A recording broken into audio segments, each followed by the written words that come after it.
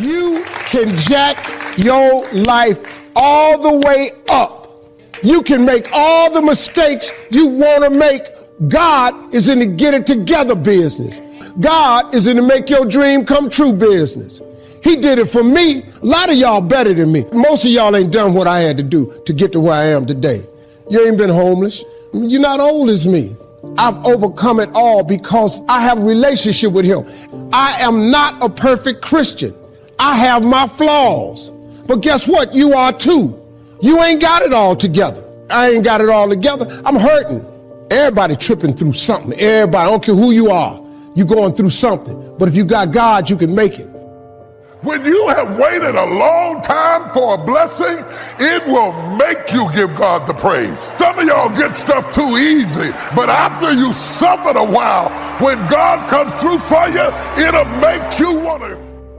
As we begin to look at ourselves and begin to, wait a minute, as you assess yourself and begin to prove yourself and just say, wait, I've been sweating this out. Will it kill me? Will I die? How much power does this really have? And am I the one that's feeding the power into it? We allow ourselves to be fed and to be programmed into being afraid of. So what kinds of things, what kinds of thoughts are you feeding your consciousness that will enable you to either move forward or to justify why you're staying where you are? When we wake up in the morning, we get to choose how we're going to live that day. We can choose to live in faith, happy, expecting favor, or we can choose to live discouraged, defeated, focused on our problems. Happiness doesn't automatically happen. It's a choice we have to make. You can't wait to see what kind of day it's going to be. You have to decide what kind of day it's going to be. First thing in the morning, you need to make up your mind, I'm going to live this day happy. I'm going to see the good. I'm going to be grateful. I'm going to love my family. I'm going to enjoy this day. If you don't decide how you're going to live, circumstances will decide for you. You'll see every problem, how it's not going to work out. You'll think, I don't feel like going to work. This traffic's so bad. I never get any good breaks. When you dwell on those thoughts, you may not realize it, but you're choosing to live discouraged. You're choosing to have a lousy day. The scripture says joy comes in the morning. Every morning, God sends you a fresh supply of joy. You can dismiss it, think that's not for me. I have too much coming against me. Or you can receive it and say things may not be perfect in my life, but I know God's on the throne. He's ordering my steps. His plans for me are for good. So I'm going to enjoy this day. This is what David did. He had all kinds of opposition, armies trying to stop him, people slandering him. But in the middle of all that, he said, this is the day the Lord has made. I will rejoice and be glad in it. His circumstances said he should be discouraged, afraid, lonely. If he was reporting on the situation, he would have said, this is the day the Lord has made, and I'm really discouraged. I've got a lot of problems. That would have been the truth. But he wasn't reporting, he was making a declaration of faith. He was saying, despite the opposition, I will be happy. Despite people lying about me, I will be happy. Despite my family not believing in me, I'm going to live this day happy. If you're going to be happy, you have to be happy on purpose. Because there will be people, betrayals, delays, all kinds of things that can cause you to live sour. You have to put your foot down and say, that's it. I'm not letting other people steal my joy. I'm not letting what's not working out cause me to be sour. Not letting this problem at work keep me from enjoying my life. I will rejoice. I will be glad. I will live this day happy. See, your will is more powerful than how you feel. David didn't feel happy when he wrote this, but he declared, I will rejoice. Don't wait to feel happy before you decide to be happy. You have to decide first, then the happiness will come. Now, like David, you may feel discouraged. You may have a good reason. Things were not fair. You went through a loss. Nothing looks promising in your life. The enemy would love for you to never get your hopes up, to think that's the way it's always going to be, just drag through the day sour. No, you have to kick your will into gear. I will be happy. I will enjoy this day. I will focus on the goodness of God. Your will is going to override how you feel. Now, mark of maturity is when you can be happy even when things aren't going your way. That your joy is not based on your circumstances. Well, Joel, when the pandemic is over, I'll get my joy back. When I finish school, I'll be happy again. When the Texans win, I'll be in a good mood. They'd be waiting a while. When I get married, I'll be happy. Or if I wasn't married, I'd be happy. If you're putting off your happiness, there will always be some reason to not be happy. Why don't you make a decision that you're going to be happy today? Not when it clears up. Not when your boss changes. Not when you lose 20 pounds. Not when you get the promotion. This is the day the Lord has made. I've learned if you don't get happy where you are, you probably won't get to where you want to be. Well, I can't stand this job. I don't like working at this place. Try a different approach. God, I'm happy that I have a job. Help me to not let these people steal my joy. If you'll have a good attitude where you are, that's a seed that God will use to change things. But if you're sour at that job and God gave you a better job, when someone does you wrong there, you'll be sour at that place too. You have to get happy where you are. May not be in my dream house yet, but I'm happy in this apartment. Not married yet, but I'm happy being single. This health issue hasn't resolved yet, but God, I'm going to be happy while you're changing things. You control your own happiness. It's not up to anyone else. You're as happy as you want to be. I played basketball with a young man, and he was always in a good mood, so friendly and upbeat. One day after the game, I asked if he wanted to go get something to eat. He said, "No, I have to go up to the clinic. I'm taking chemotherapy." He'd been fighting cancer for 3 years. I was so surprised, I couldn't tell anything was wrong. I said, "I'm so sorry to hear that." He said, "Don't feel sorry for me. Life is good. I'm blessed, have a beautiful wife, a new son. I'm grateful to be alive." He could have been depressed, thinking, why me? This is not fair, sitting around in self-pity. Instead, he made the choice to be happy where he was. I asked him how he had such a great attitude. He said, "When I wake up in the morning, I ask myself, do you want to live depressed or do you want to live happy? I choose to live happy." I wonder how much more we would enjoy our lives if we would do like him and start choosing to be happy. We can't get away from negative circumstances. I can't tell you that having faith will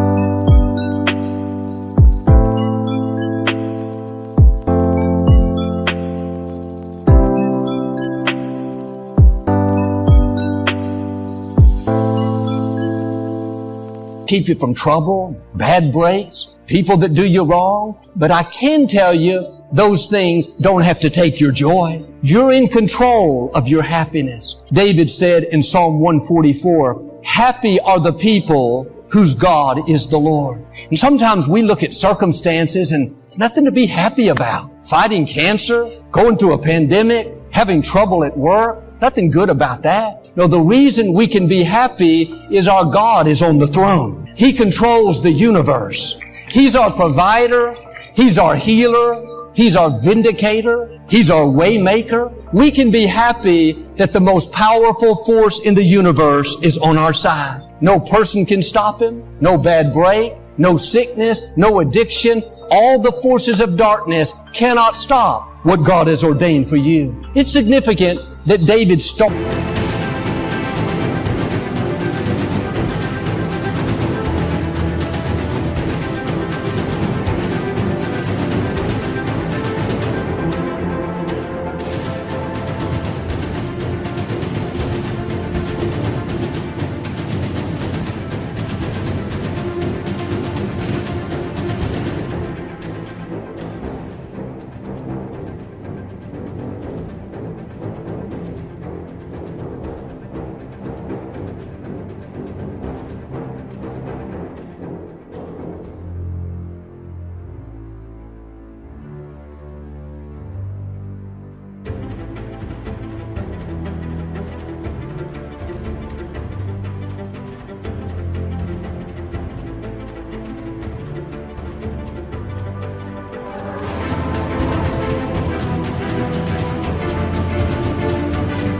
Started off by saying, this is the day the Lord has made. He could have just said, I'm going to be glad today. I'm going to rejoice. He was saying, God, I recognize that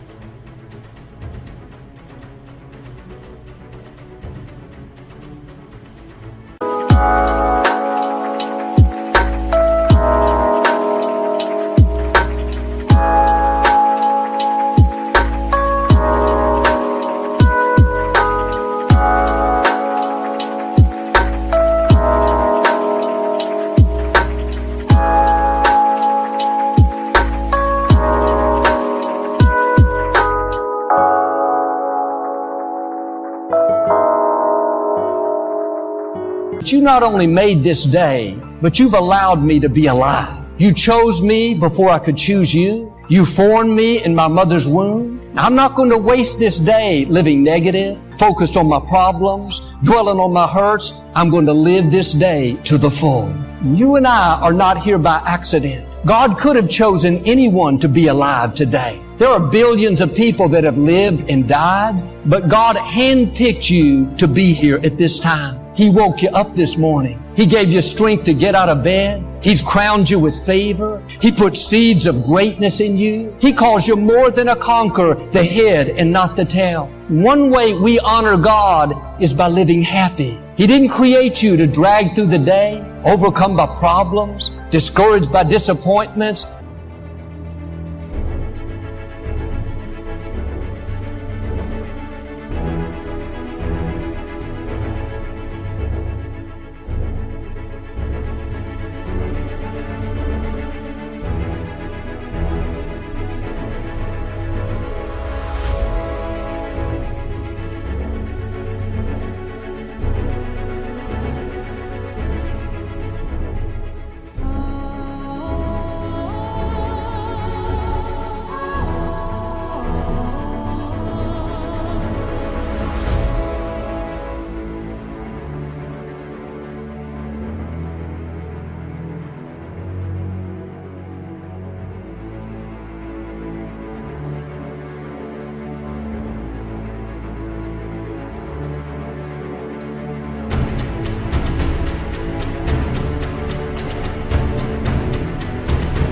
For this day is a gift from God. We should feel a responsibility to live it in faith, happy, joyful, good-natured. Once this day is over, we can never get it back. We don't have time to waste another minute being negative, discouraged, focused on what didn't work out, complaining over who did us wrong. Get your joy back. Well, Joel, I'd be happier, but I've been through hurts. People have done me wrong. I say this respectfully. Everyone's been hurt. Well, I've had disappointments, bad breaks, loss. We all have. You can use that and let it sour the rest of your life. Or you can say, Father, thank you for entrusting me with another day. I'm not going to take it for granted. I recognize it's a day that you have made. I'm going to choose to be happy.